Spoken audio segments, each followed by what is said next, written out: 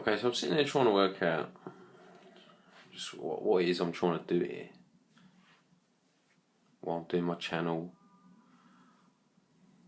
why I started it, why I'm showing you some of my university work. I'm listening to Richie Allen, and he's talking about the BBC show Question Time, Dimbleby, Varoufakis, Kenneth Bloody Clark. It's because I've had enough of all the lies. I really have had enough of all the lies. I don't want my children to have to grow up with all these lies as well. We have to find people we can trust to do the important stuff.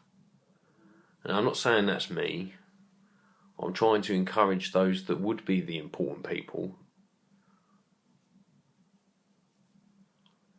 to show the rest of us just who they are. I don't know anything about Richie Allen or Kenneth Clark or David Dimbleby. I see him on TV and listen to him on the radio all the time, but I don't know anything about them.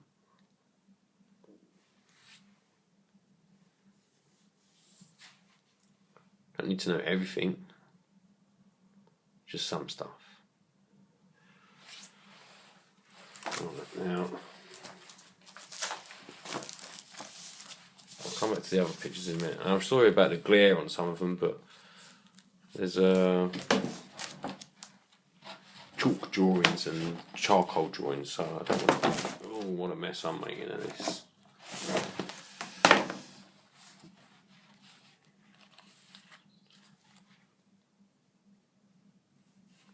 So part of the coursework was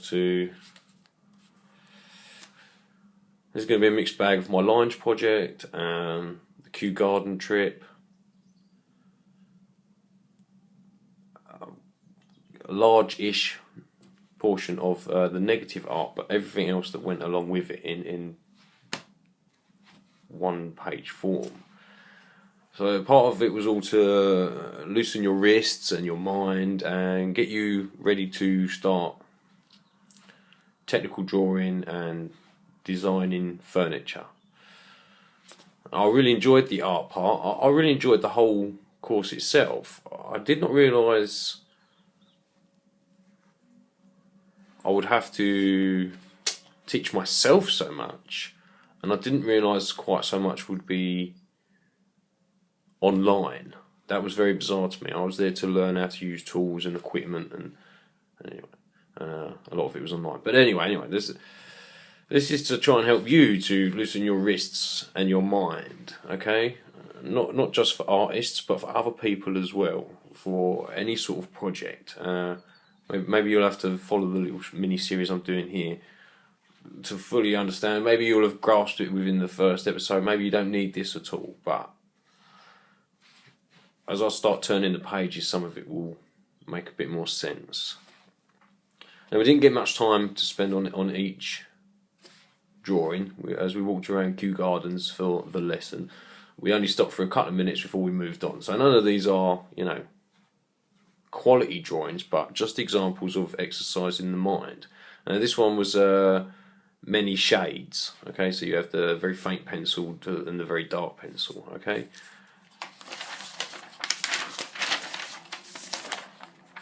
And then, of course, we have here dark only, dark shade only. It didn't get too long, it was quite difficult, but I did enjoy that one. This is I should have done this the other way around. There's a framed measured drawing, so you take your fingers, you make a little image, you can see my thumb, my finger, and you draw what you can see in that square. Right, and then there was a large area up the garden path. I'm sitting here looking up that way.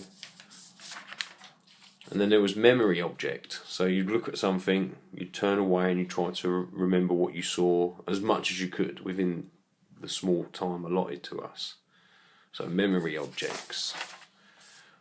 This one was fun to do. This was a continuous line. So you put the pencil on the paper and then you do not lift it off until the time was up. There's a couple of leaves. Yeah, that was I did enjoy that. I enjoyed all of it. Upside down. This is again the pencil not leaving the paper.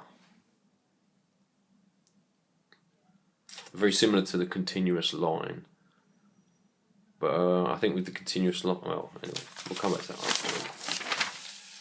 This was one shade, so trying to keep the pencil as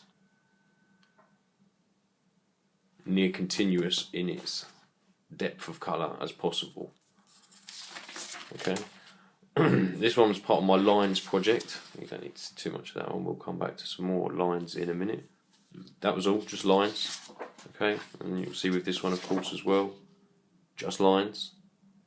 Okay, and there's the actual barcode there that I took it from.